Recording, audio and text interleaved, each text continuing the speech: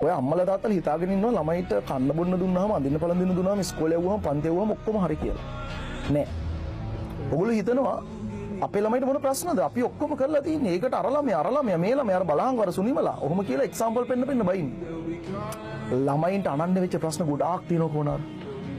දැන් මම දැක්ක එකපාරක් කෙල්ලක් මේ සීදි විනාසා ගන්නවා ලිඳේ පයින්නවා පාන්දර කොල්ලත් එක්ක මැසේජස් වගේක් ගිහිල්ලා ලියුමක් ලියලා කෙල්ල පයින්නවා ලිඳට ලියුමේ තියෙනවා මේ මම මැරෙනකොට අම්මයි තාත්තයි මුකුත් වග කියන්න දෙයක් නැහැ කවුරුත් වග කියන්න ඕනේ නැහැ මගේ හිතේ ලොකු දුකක් තිබ්බ මට මේක කියන්න කවුරුත් හිටියේ නැහැ මම මැරෙනවා ලබනාත්මෙත් මගේ රත්තරන් අම්මයි තාත්තයි මගේ රත්තරන් අම්මයි තාත්තයි වෙන්න ඕනේ කියලා මං කියන කොනාර ඒ අම්මයි තාත්තයි මේ කෙල්ලගේ ඊළඟ ආත්මෙත් අම්මයි තාත්තයි වුණා ආයෙත් ලිඳේ පයින්නවා ආයෙත් ලිඳේ පයින්නවා දරුවට ප්‍රශ්නයක් කියන්න බැරි නම් අම්මයි තාත්තයි එක්ක ඉතින් දරුවට ඇහුම්කම් දෙන්න ඕනේ. මං කියන වෙන මොකුත් නෙවෙයි. ඉතින් දෙමව්පියෝ කරන ලොකුම මෝඩකම තමයි අපි ළමයට ඔක්කොම කරනවා. මුන්ට මොන ප්‍රශ්නද? නෑ ළමයින්ගේ ලෝකේ ළමයින්ට අනන්නේ ප්‍රශ්න තියෙනවා.